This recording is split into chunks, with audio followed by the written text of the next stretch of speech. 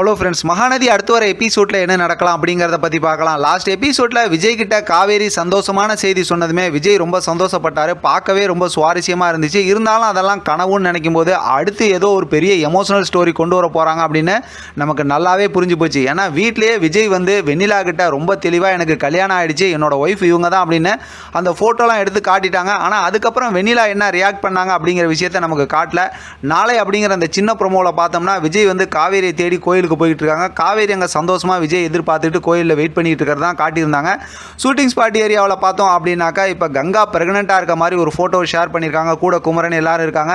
ஒரு சந்தோஷமான happy news இப்போ காவேரியோட வீட்டுக்கு அடுத்து வரப்போகுது அப்படிங்கிறதெல்லாம் வச்சு பார்க்கும்போது ஏற்கனவே பார்த்தோம் அப்படின்னா ஒரு செய்தி வந்து அதாவது சொல்லிக்கிட்டு இருக்காங்க, அது ரூமராக கூட இருக்க வாய்ப்பு இருக்குது. என்னன்னு பார்த்தா இப்போ விஜய் காரில் போவார், பசுபதி பிளான் பண்ணி விஜய்க்கு வந்து ஆக்சிடென்ட் ஏற்படுத்திடுவார். அதனால் விஜய்க்கு வந்து ஆக்சிடென்ட் ஆகிடும். அதனால் காவேரியை போய் பார்க்க முடியாது, ஹாஸ்பிட்டலில் தான் போய் பார்ப்பாங்க. இந்த மாதிரி ஒரு சுச்சுவேஷனில் இந்த செய்தி சொல்ல வேணாம் அப்படிங்கிற மாதிரி காவேரி சொல்ல மாட்டாங்க அப்படிங்கிற மாதிரிலாம் ஒரு கதை சொல்லியிருந்தாங்க.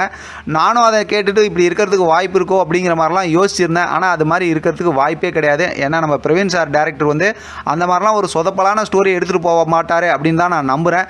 ஏன்னா இப்போ இந்த ஷூட்டிங் ஸ்பாட் ஏரியாவிலேருந்து வந்திருக்க அந்த இமேஜை பார்க்கும்போது, அதாவது கங்கா ப்ரெக்னெண்ட்டாக இருக்காங்க அப்படிங்கிற அந்த இமேஜை பார்க்கும்போது ஒரு சந்தோஷமான செய்தி அடுத்து காட்டுறாங்கன்னா இந்த மாதிரி ஒரு சோகமான செய்தி நடக்கிறதுக்கு வாய்ப்பு இல்லை அப்படிங்கிற மாதிரி தான் நான் கெஸ் பண்ணுறேன். ஆனால் அப்படி நடந்தாலும் ஆச்சரியப்படுறதுக்கு இல்லை. அடுத்து நாளைக்கான ப்ரொமோவை நினைக்கும் போது கொஞ்சம் பயமாகவும் குழப்பமாகவும் தான் இருக்குது. எதை பற்றி ப்ரொமோ காட்ட போகிறாங்க? கங்கா ப்ரெக்னெண்ட்டாக இருக்காங்களே அதை பற்றி காட்ட போகிறாங்களா, இல்லை விஜய் வந்து காவேரியை சந்திக்க முடியாமல் போகுது அதை பற்றி ப்ரொமோ காட்ட போகிறாங்களா அப்படிங்கிற மாதிரி இருக்குது. அது மட்டும் இல்லாமல் இப்போ காவேரியை வந்து விஜய் பார்த்துட்டாலுமே கூட என்ன பிரச்சனையால் விஜய் கிட்ட காவேரி வந்து இந்த சந்தோஷமான செய்தியை சொல்ல மாட்டாங்க அப்படிங்கிறதும் பெரிய ஒரு எதிர்பார்ப்பை ஏற்படுத்தி குழப்பத்தை உண்டு பண்ணியிருக்காங்க. ஏன்னா இப்போ விஜய் கிட்ட வந்து இந்த உண்மை சந்தோஷமான செய்தியை சொல்லிட்டாங்க அப்படின்னா ஸ்டோரியே முடிஞ்சு போயிடும். ஏற்கனவே நம்ம எதிர்பார்த்த மாதிரி தான் சீக்கிரமாக இந்த சீரியலை முடிக்க வேணாம், இன்னும் நல்லா சூப்பராக அந்த ஸ்டோரியை கொண்டு போங்கன்னா எல்லாத்தோட எதிர்பார்ப்பாக இருக்குது. ஆனால் இதெல்லாம் வச்சு பார்க்கும்போது டக்குன்னு எதுவும் முடிச்சு போடுவாங்களோ அப்படிங்கிற மாதிரி இருக்குது. ஏன்னா இப்போ குக்கு வித் கோமாளி அடுத்து வரப்போகுது. இப்போ குக்கு வித் கோமாளி வருது அப்படின்னாவே அந்த மாதிரி மெயினாக இருக்கக்கூடிய ஏதாவது ஒரு ஸ்டோரியை தான் ஃபாஸ்ட்டாக முடிப்பாங்க.